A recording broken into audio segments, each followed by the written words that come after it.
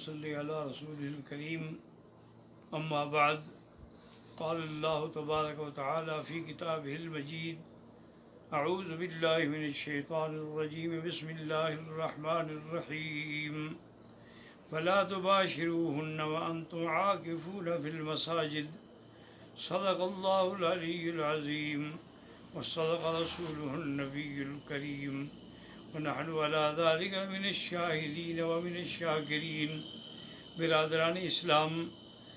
غزوہ بدر کے بارے میں ابھی بیان نامکمل ہے، انشاءاللہ اللہ کو منظور ہے تو مکمل کریں گے،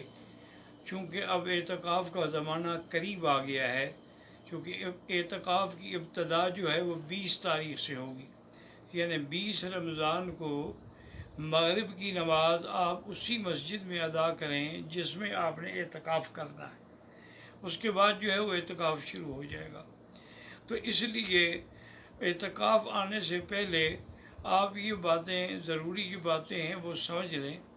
کہ اعتکاف جو ہے ایک بڑی عظیم نعمت ہے، چونکہ جو بندہ اعتکاف کرتا ہے، ایک حدیث مبارک میں آتا ہے کہ اللہ تبارک و تعالی اس کو 2 حج اور 2 عمروں کا ثواب عطا فرماتے ہیں۔ اور اسی طرح ایک حدیث مبارک میں یہ بھی آتا ہے کہ جو بندہ خالص اللہ کی رضا کے لیے اعتکاف کرتا ہے، 1 دن کا اعتکاف کرتا ہے، اللہ اس کے اور جہنم کے درمیان میں 2 خندقوں کا فاصلہ کر دیتے ہیں۔ ایک خندق کا فاصلہ اتنا ہوتا ہے جیسے زمین و آسمان کا فاصلہ ہے۔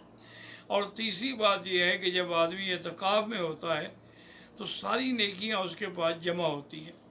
یعنی اب وہ نماز بھی پڑھ رہا ہے، جماعت کے ساتھ فرائض بھی پڑھ رہا ہے، جماعت کے ساتھ تراویح بھی پڑھ رہا ہے، اور انہی ایام میں انشاءاللہ لیلۃ القدر کی رات بھی ہے، تو معتکف کو لیلۃ القدر کی رات کا ملنا جو ہے انشاءاللہ وہ بھی یقینی ہے۔ اعتکاف کا معنی ہوتا ہے منع، یعنی اپنے آپ کو روک کے رکھنا کہ اللہ تبارک و تعالی نے جو حکم دیا ہے اس پر عمل کرتے ہوئے اپنے آپ کو ہر قسم کے لغویات سے، فواحشات سے، حتیٰ کہ ایک حدیث مبارک میں ہے کہ جیسے عام راتوں میں، رمضان کی راتوں میں تو میاں بیوی کا ملنا جائز ہے، لیکن اعتکاف کی حالت میں میاں بیوی کا ملنا جو ہے وہ بھی جائز نہیں ہے۔ اور اسی طرح میاں بیوی کا آپس میں ایسی باتیں کرنا جو خواہش جماع کے لیے سبب ہوں وہ بھی منع ہے۔ تو آدمی اعتکاف کی حالت میں پابندی سے رہے، اور بغیر کسی ضرورت کے اگر مسجد سے نکلے گا تو اس کا اعتکاف جو ہے وہ ختم ہو جائے گا۔ ہاں، اگر کوئی آدمی ہے، مجبور ہے، کوئی ضرورت ہے، جیسے وضو کے لیے جانا ہے، یا مسجد میں لیٹے لیٹے اس کو غسل کی ضرورت پڑ گئی، تو اب وہ غسل کے لیے باہر جا سکتا ہے، لیکن وہ کسی سے بات نہ کرے، کسی سے کلام نہ کرے، اور کوئی خاموشی سے جا کے اپنا کام نمٹا کے واپس آ جائے۔ اور بعض علماء فرماتے ہیں کہ اگر اس مسجد میں جمعہ نہیں ہوتا تو جمعہ کے لیے وہ 7 مسجد ہے، وہاں جاتا ہے تو وہاں بھی اتنی جائے دیر سے کہ صرف 4 سنتیں پڑھ کے بیٹھ جائے اور نماز پڑھ کے فوراً واپس اپنی جگہ پہ آ جائے۔ تو اعتکاف کی حالت میں سب سے زیادہ افضل عبادت جو ہے وہ تلاوت قرآن ہے، چونکہ حضور صلی اللہ علیہ وسلم ہمیشہ رمضان کے آخری عشرے میں 10 دن اعتکاف فرماتے تھے، اور جس دن آپ کی وفات ہوئی ہے آپ نے 20 دن کا اعتکاف فرمایا ہے، اور جبریل علیہ السلام سے آپ نے 2 دفعہ قرآن پاک کا دور فرمایا ہے، یعنی آپ پڑھتے پھر جبریل پڑھتا، پھر آپ پڑھتے پھر جبریل پڑھتا۔ تو یہ بھی ایک علامت تھی کہ تقریباً حضور کا یہ آخری اعتکاف ہے۔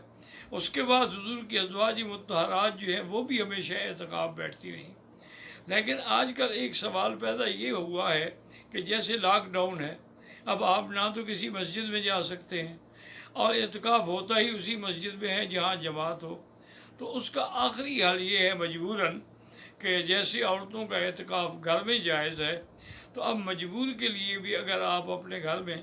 ایک کمرے کو مصلی بنا لیں اور نیت کر لیں کہ یہ رمضان کے مہینے کے لیے ہماری نماز کی جگہ ہے، تو اسی میں آپ 10 دن کے لیے اعتکاف کر سکتے ہیں۔ اب اس سے بھی آپ باہر نہیں جائیں گے بغیر ضرورت کے